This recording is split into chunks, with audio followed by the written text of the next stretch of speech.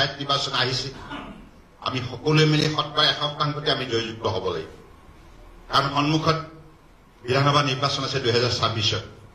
এতিয়া আমি সকলোৱে এই নিৰ্বাচনক অত্যন্ত গুৰুত্ব দিব লাগিব আৰু আমাৰ গণতন্ত্ৰত this is the biggest election প্ৰায় কালি মই হিচাপ কৰিছো 27-28,000 কেণ্ডিডেট হ'ব এনেধৰণৰ ইমান ডাঙৰ নিৰ্বাচন কতোই নহয় গতিকে এই নিৰ্বাচনটোৱে নিৰ্ধাৰণ কৰিব যে তৃণমূল পৰ্যায়ত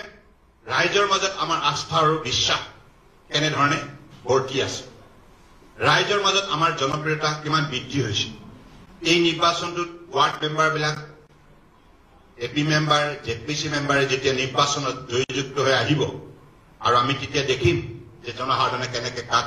জয়যুক্ত কৰাৰ ক্ষেত্ৰত আন্তৰিকতাৰে সহযোগিতা আগবঢ়াইছে কিমান শতাংশই সহযোগ কৰিছে এই গোটেই কথাবিলাক আমাৰ বাবে এটা গুৰুত্বপূৰ্ণ শিকনি হ'ব আমাৰ বাবে এটা লাৰ্নিং এক্সপিৰিয়েন্স হ'ব আৰু এই কথাখিনি আমি মূল্যাংকন কৰি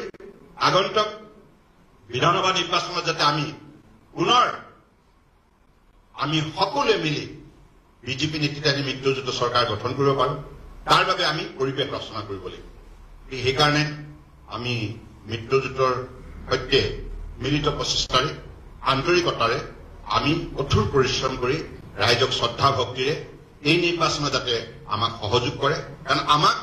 চৰকাৰ কিয় লাগে আমাক চৰকাৰ এইভাবে লাগে যে আমি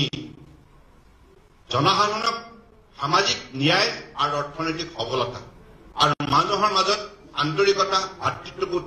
গঢ় দিয়াৰ বাবে আমাক চৰকাৰ লাগে